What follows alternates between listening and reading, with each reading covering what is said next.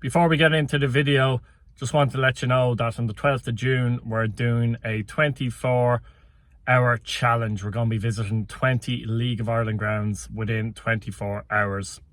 We're doing this in aid of young Cian Byrne, who's a 10-year-old League of Ireland fan who has mosaic Down syndrome and another condition called Cree de Chat. What Cree de Chat is, it's basically a condition where his airways are blocked and he needs 24-hour care every single day from nurses and his parents who are trained to do so. So if you could help us down in the description, we're going to have the GoFundMe. It would be much appreciated. Thank you very much. Hi guys, welcome back to Irish Footy Vlogs. Welcome back to another Premier Division prediction show. Delighted to be welcomed by JP as usual. JP, you're leading again. You won 5-3 last week. You got a 3-pointer, so 52 points to 47. What ones did we get right? So my 3-pointer was Bowes and Pats. I got 2 each. You went 1 each. The other two was Waterford and Drogheda. I went 3-1 and you went 1-0 Waterford. And Galway Dundalk was 2-0. I went 2-1 and you went 1-0. Not bad, not bad. So that was because of my 3-pointer with Bowes Pats. I won 5-3 in that one. So Yeah, so I maintained my lead again. You're back in front. I've never been in front, which is interesting. But just before we get into the predictions for Friday, just a quick the games on Monday obviously been called off. Shelbourne Bows, Shamrock Rovers and Galway. And then we've the Bows Rovers game called off on a Friday due to internationals. It is the rule. What's your general thoughts on that?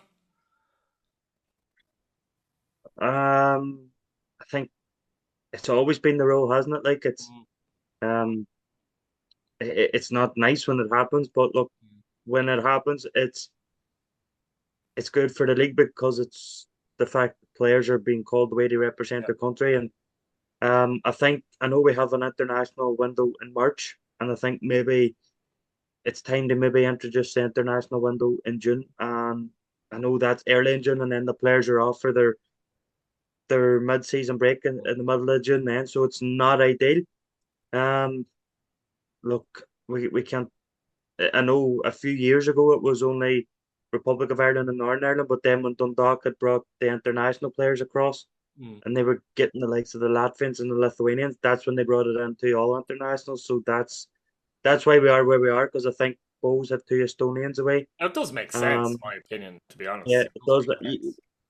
We can't be punishing teams for their players being taken away for their countries. You know what I mean? So Mm. yeah, look, I think every club at one point, at some point, either in the past, now, or in the future, is going to need a game called off because they're missing 2 or 3 players. And Yeah, absolutely. First game up, I'll let you go first in this in terms of predicting it. Will be Drogheda United and Shamrock Rovers, and Drogheda United generally do quite well against Shamrock Rovers at United Park or Weavers Park.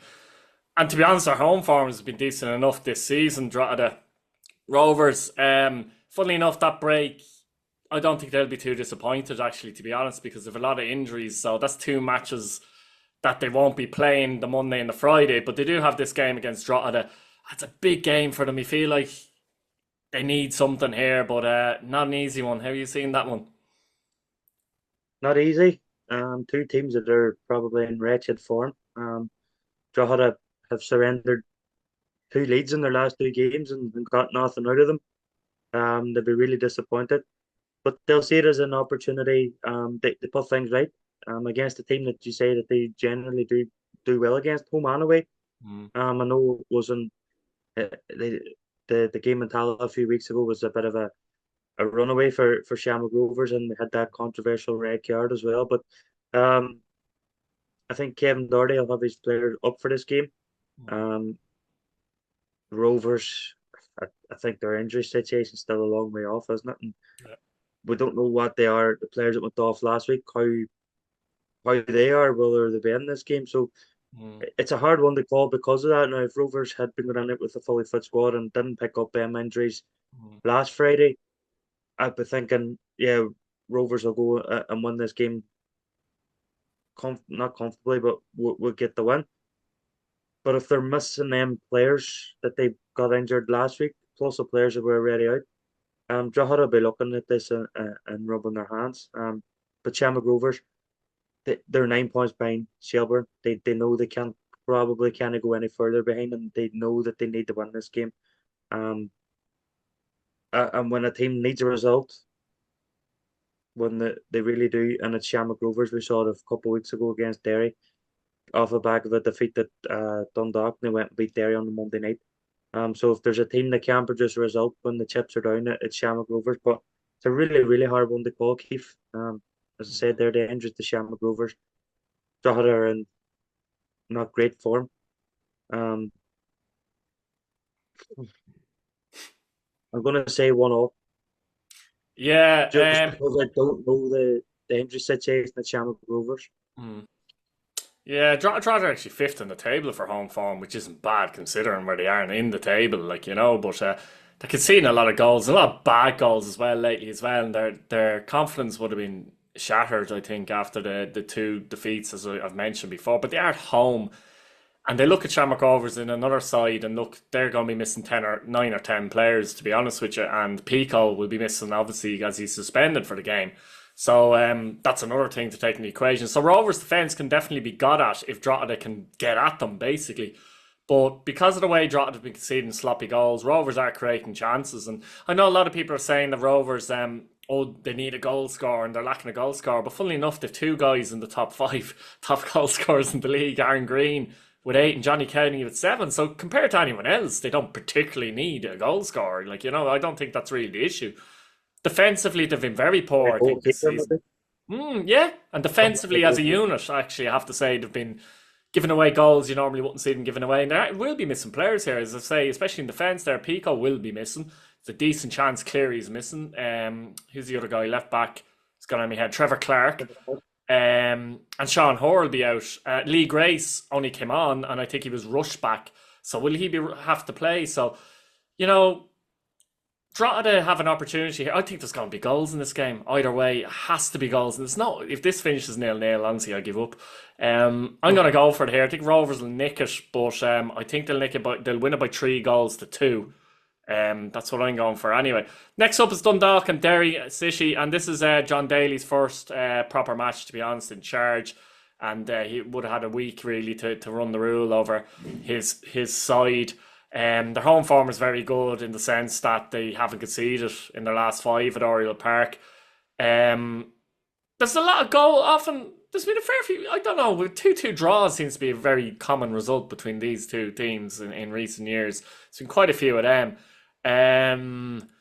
Derry City, a bit like Shamrock Rovers in a sense, they'll feel like they missed an opportunity last week, so they'll feel like, as usual, they'll need to go to Dundalk and win the game. And it will be really interesting to see how you'll be at this, I think, so it'll be interesting to see how John Daly's Dundalk set up, and if there's if it's similar to the way he set up at Pats or what, because technically he's their third manager, Dundalk, in the space of, we can nearly argue, fourth manager, couldn't you?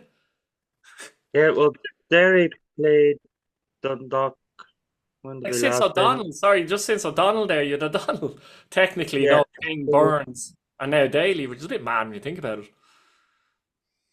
we played Dundalk on the 5th of April, which is Mm, just under 6 weeks. mm, 6 weeks, isn't it? mm. 8 weeks, sorry. And that was O'Donnell's last game. So they've had another 2, 3 managers on top of that since then. So When you think about it, um, it's a bit mad. but Although I think they were doing that badly, it didn't make a difference in that sense. Do you know what I mean? But be interesting to see because, as I said, the clean sheets, Derry City's away form is well documented as has been better. Most of their better players are available now as well. I'm not sure if Mark Connolly will make the cut, will he? yeah, he was on the bench last week, but I think he Yeah, came there's a on. good chance he'll start here, in my opinion. But Derry, but I don't think this is going to be easy, JP. I'm going to go for Derry, but they'll concede Dundalk their first goal in about 6 games. I'll go for Derry just to nick this 1-0. It's a hard one to call, but I think Derry is a team it's 2 step forward, 3 steps back with them. Um, we went on that 6 match unbeaten run, 4 wins in that, and 2 draws, and it was a really good sort of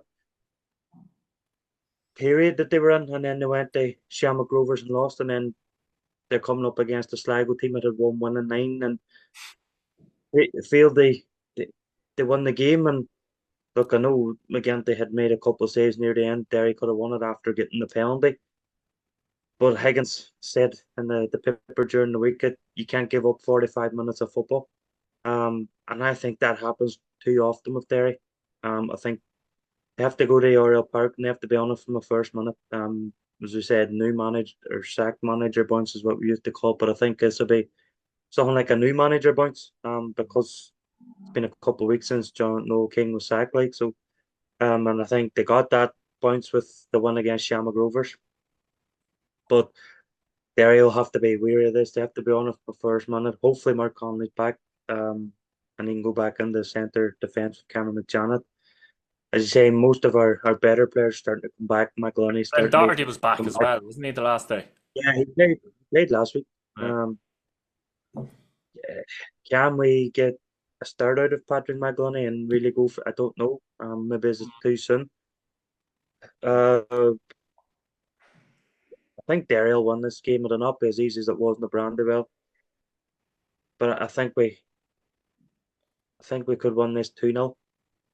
2-0 Derry City. Shelburne and Sligo Rovers at Talca Park, and Sligo will be a bit buoyant by the performance in Derry, but a lot of Sligo fans will tell you that that type of performance comes and kind of goes very quickly. They haven't beaten Shelburne in the last five attempts either, and I think they've only scored one goal in the last five games against Shelburne. Shelburne do very well against them, particularly at the showgrounds, funnily enough. They've beaten them 3-0 twice at the showgrounds in that phase, but at home they've been tighter games at home as in Talca. Obviously Shelburne, I mean, to win the two Dublin derbies, away to This is pass my away. call. Isn't it? Hmm? This is my call. Isn't it? Yeah, it's your call first. Yeah, to win those two Dublin derbies though, like, was brilliant for them. The way they won at Pats and then the follow up by beating Shamrock Rovers was huge. And as you mentioned there, didn't you, Sligo, one win and nine. Very reliant on Ed McGinty. I've seen a stat the other day where, and I don't really like stats, but Ed McGinty had made the most saves in the league, but that means he's been overworked as well. It's never a good stat, in my opinion. No, You know it's what I mean? Exactly. never So, good. how you seen it? Well, on form, you only see one winner, aren't you? Same last week. You only saw one winner in the game, but Sligo came up to put on a performance, and they came away with a point. Albeit the second one was a poor mistake from Derry, but you have to capitalise on it. Will Shelburne offer them up the same opportunities Derry did? I don't think they will in terms of being sloppy. I Mm. think Shelburne will be more compact. They'll be tough to beat. They'll, they, I think Shelburne don't try and play out from the back as maybe much Derry do. They don't change So their style, Shelburne, regardless of the opposition. They could be playing bottom of the table Dundalk and, say, second in the table Derry, and it's the same style of play. it absolutely is. I seen that at Tolka Park this year, where they had the chance to maybe put Derry under pressure and go 11 points clear, and they, they just played their normal way and said to Derry, "Can you break us down?" And Derry couldn't. They couldn't do the same to Derry. But look, as I said there about Derry, it seemed to be two steps back and three steps forward, two back, or two forward, three back, whatever I said. And Sligo was very, very similar. They they had the performance against Bulls, which was poor, conceded three goals. Then they had that performance that the fans were delighted with against Derry, and all they're calling for is that performance every week. They know they're not going to win every week, they're not going to get points every week, but they just want to see fight from the team. Um, I can only see Shelburne win that, but they'll not win it big. I think they'll maybe win it 2-1. Yeah, I'm with you, but I have a different scoreline in mind. It's 1-0 to the Shells, I suppose, and this one for me. So, yeah, Shelburne 1, Sligo 0 for me. That's two 1-0s in a row I've gone for. St Patrick's elected Galway United, and I suppose the question is, can he finally break his duck? It's first. I know Pat's at the Leinster Senior Cup game the other day, but at the same time, none of the players that played in that game are going to be playing on Friday. So it's the first real week that Kenny's had on the training pitch with the players, which is going to be interesting. But it's another difficult challenge. You're coming up against a side that are unbeaten and nine, absolutely flying. very dangerous from set pieces, as we not just set pieces, just crosses, crosses into the box, set pieces, deliveries like that. And Pats have struggled with some of them, by the way, recently as well. If you look at the goal they conceded against Bowes, the Danny Grant one, Galway would eat that up, you know. So Pats are going to have to be wary of that, and Galway will try their best to frustrate Pats in the meantime, in terms of when Pats have the ball, a bit like Shells in that way, as you say, can you break us down? Um, but they're in flying form, and Pats did beat them the opening day of the season 1-0 in Galway, which was horrendous conditions in that game in the opening day of the season, actually, even DC Park. But the pitch would be much better at Richmond. So, look, there's no excuses ever for Pats, I don't think, with the quality of the pitch at Richmond. It's up there usually, isn't it, to be fair? So, Yeah. interesting one. With another week at it, I think it'll be very interesting to see what kind of team and what kind of formation he plays, or system rather than formation. He knows how Galway will play. Um, it's a difficult one. Am I first in this one? I'm first in this one. Yeah. You're going to be right at some point, aren't you? Um, Pats are going to win eventually, obviously, but I think this could be the week, even though it'd probably be wrong. But Galway fans have spoiled a lot of parties this season. They've got results at Dalymount. They've got results at the Brandywell, and Tala huh? beat Shel- result of Tala beat Shelburne, Absolutely. although that was on Galway. So And they've when, got big but results. when you think about all those things, you think, God, this is a difficult game for a Pats team that's in, a bit of disarray and rebuilding again now under a new manager. But I'll go for them just about to nick it, but I would not be surprised if Galway nicked it either. It'll be a tight game, 2-1 Pats. I'll go for. Um, just going on what you said, they're unbeaten in nine, I think. Mm. I think the last game they lost was their worst performance of the season, as described by John Caulfield, which was the 2-0 against Bowes at him in Daisy Park. It's I think mad. that Whatever he might have been, said to the players flipping worked, didn't it? yeah, or whatever it was. I Yeah, think that was Easter Monday. So it yeah, was. So they have a lot of draws on there, though, haven't they? In there, it's one, two, three, four, five draws, 4 wins. So it's yeah, it's quite a bit of a mix. yeah. They think the Tala picked up points, beat the Brandywell, won, beat Shelburne at home. I think they beat Bowes and Dalymount, They did. and And had a um man sent off in the last 30 minutes of the game. So they've 40 had some minutes, very wasn't it? convincing results, haven't they? Yeah. So And they've beaten based on that, Waterford as well, by the way. They've beaten Waterford as they well. have, yeah. So based on that, I'm going to say that Stephen Kenny's going to have to wait till Monday to get his first win, and I'm going to say I think Galway's going to nick it 1-0. To be honest, So it wouldn't surprise me if Galway nicked it. I think the difficulty for Pats will be if they concede first, they're in big trouble. Pats will probably have to score first, I think, that kind of way. So it wouldn't surprise me. A draw wouldn't surprise me. A big result either way what would do you say? surprise me. Hmm? What do you say? I went for What do you 2-1 call Pats. So you went it? 1-0 Galway. Finally, then, the last one, isn't it? Yeah, Waterford FC take on Bohemians. And of course, we've got Keith Long once again up against Alan Reynolds. And Keith Long won this battle at Dalymount, didn't he, earlier in the season Yeah. when they went down and got the 3 points there. Only two teams have done that this season, haven't they? Galway and Waterford, haven't they? Shell's Yeah. won there as well. Actually, Shell's won there as well, to be fair. So, yeah, look, it's an interesting battle. Of course, Alan Reynolds will want to get a result here, having um, lost that match earlier in the season. And Bowes, look, we've talked about them before. They're up and down. A great result against Sligo. Didn't play great against Pats, and probably in the end were fortunate to get a draw because it was a late equaliser. Waterford gone for the third win on the bounce of the RSC.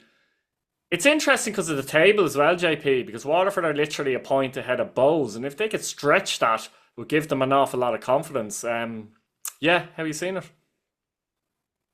Difficult one to call. Just because Bows are that hard to predict. Um, they Mm.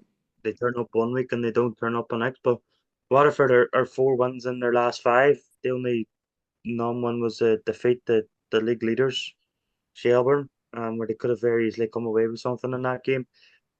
Uh, Waterford are at home, playing with a lot of confidence. Came from 2 goals down last week. They beat Drogheda. It's also a case of Um, feed the Hammond and he'll score, to be honest with you. yeah, he's banging them on, hasn't he? Mm. Um, Doesn't miss many. Yeah, I think they because Waterford are home. I'm going to call them as they won this 2-1. Yeah, I thought Bowles' defence, again against Pats, that the defence was dreadful, to be honest with you. And other games as well. And Waterford just have that forward line, the likes of Azamo, who's been brilliant as well. And as we say, if they feed Hammond, he won't need many chances to score. Parsons has been good. Patterson has been good when he's played there too. I think if they perform, they've too much in the attacking areas for Bohemians, in all honesty. Now, Waterford's defence, I think, is a bit iffy at times as well, to be fair. But I think Waterford's attack is much better than the Bows' attack. So for that reason, and the way they're playing, the confidence after that win, and the way they won against Drogheda the other night, I'll go for Waterford to win this as well. I'm going to go for a little bit more convincing, though. I'm going to go for 3-1 to Waterford. Right, so I suppose JP, have we got any of the same actually? It's just we've gone Waterford Bowls the same, haven't we? In terms of the Waterford, game. yeah, we've got both gone Derry the same as well. So that's only 2 of the 5 that are the And same. we both went Shelburne. They won. We both went Shelburne. They Sorry, won, you went so for Shells as well. Actually, didn't think there was that many, but 3 out of 5 we've it's gone the same. three out of the 5. Yeah. You Yeah, went for Rovers. that's I right. went for a draw. You've gone Pats. I've gone for Galway. So Mm, 3 out of the 5, but we've no scores the same in those 3. So no. So that's going to be interesting. Be interesting to see what happens. Guys, in the comments, let us know. Give us your predictions. Subscribe to the channel. And once again, thanks for watching. Thanks very much, JP. here's Steve. Lovely. Brilliant. Fair play to you.